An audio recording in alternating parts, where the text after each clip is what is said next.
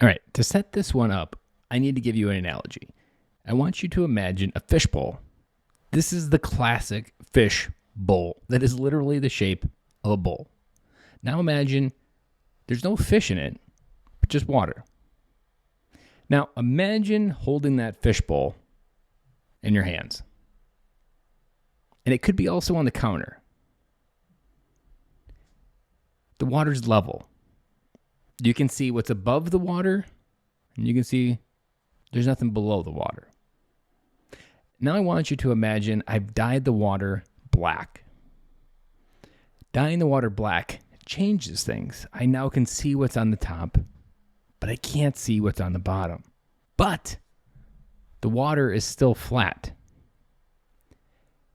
This fishbowl effect is often how I think about the things that are really holding us back. What we can't see, what's in the darkness of the bottom layer of that water. That's the real stuff that you don't talk about. Now imagine this analogy, and I want you to imagine that I'm putting some blocks into the fishbowl. Immediately the water splashes, it sinks to the bottom, water settles. You can't tell that object's in there anymore. I do that 2 more times for a total of 3 objects. They proportionally get bigger, but you still can't see them above the water. Now, imagine something comes by and jolts a moment of that fishbowl. Imagine your kids running up to the counter saying, "Hey, I want to look. And the water gets disturbed. The water starts splashing. No longer is flat. It may even be up to like a 10-degree angle, depending how your kids ran at the fishbowl. In this moment, the water level is changing. As the water level is changing and splashing back and forth, the objects that we sunk into the darkness start to pop out. Maybe this object we put in was a triangle and had a point on it. And that point is something that hurts when it touches this top. You know, accidentally, if you had your hand in there, pokes it. Imagine this idea. What's on the surface is where we live life. Everything above the surface is what people are allowed to see. What's below the surface is what people are not allowed to see. What people are not allowed to see, that is the real things holding you back. This idea of the fishbowl effect is how we need to deal with our emotions and how we need to look at them. Because people often walk around saying, I'm fine and good. Well, yes, when you look at the surface level, everything above the water, everything looks fine and good. The water level's flat, but what you don't see is what's below the water.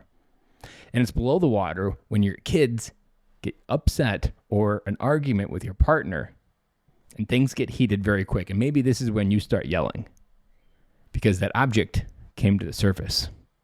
And you start yelling to distract them from them noticing that object coming out. So that look over here while I hide again.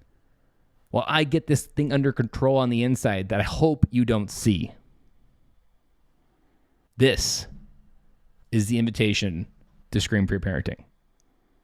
Can we clean up our fishbowl to the point where we are not hiding?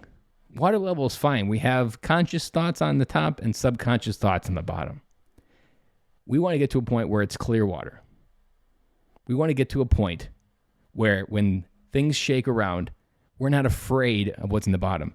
That object is still going to be there. But because it's clear, we can see it, we know it's there. We live fully our life in the presence that this is the scar that I carry with pride. It's not something I hide. Because only when we hide these things, these are the wounds of trauma, these are the wounds of parenting that can happen when we are younger kids. When we go to therapy, these are the things that we're looking for in therapy. We're looking for that stuff below the surface. So, this is a real deep, nice, slow episode for you, and I did that intentionally. Because I want you to slowly imagine this analogy come to life in your mind.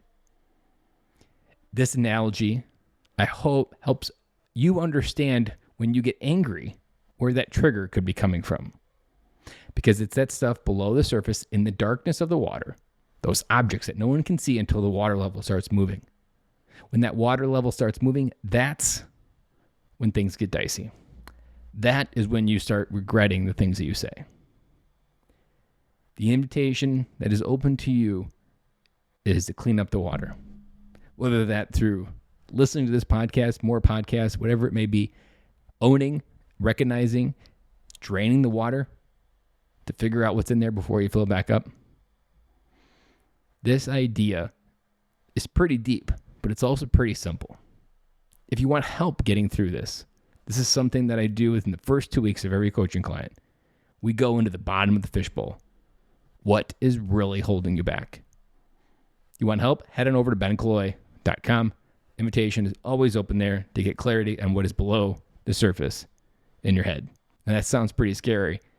But you also know what's scary too is when that water level changes and the person that you shows up.